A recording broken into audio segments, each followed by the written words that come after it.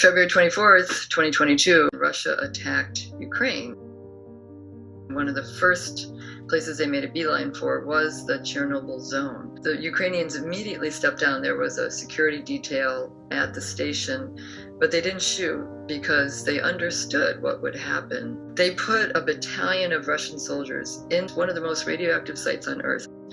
After about a month, they got a lifetime dose, a dose that will kill 50% of the people who are exposed to that. This situation speaks of the really dangerous price of selling the Chernobyl accident as, oh, world's greatest nuclear accident, and only 33 people died. As I wrote this medical and environmental history of the aftermath of Chernobyl, I found that to be a very closely crafted, manufactured mistruth created by officials in Moscow who were in collaboration with international scientists working for the UN and for French and American and British nuclear regulatory agencies. The Chernobyl accident occurred April 26, 1986.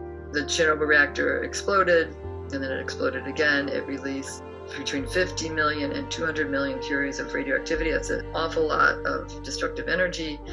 The Russians declared a zone of contamination, what we know today as the Chernobyl zone.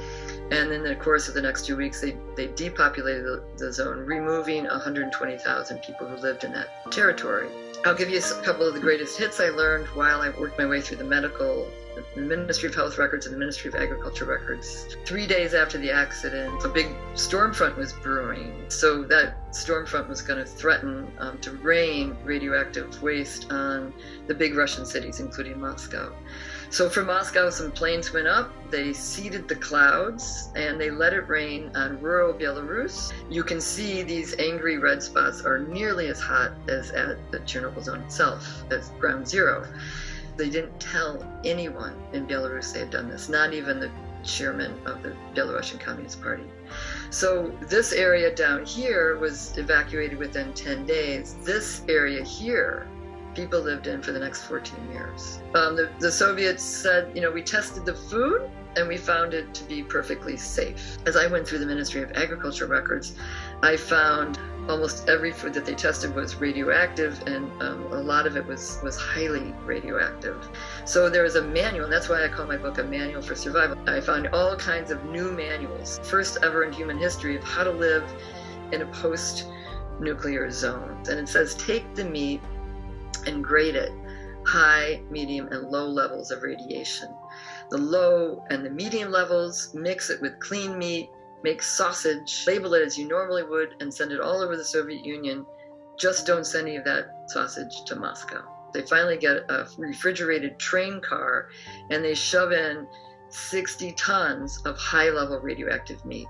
So forth. For 4 years, this radioactive ghost train circulated the western half of the Soviet Union until finally in 1990, the Ukrainian KGB buried that whole train in the Chernobyl zone. Moscow officials also said that they gave medical examinations to 900,000 people, and they found no changes in health statistics. I got down to the county-level hospital records. We found that 44,000 people were hospitalized in just the summer after the accident for radiation exposure, 11,000 of whom were children.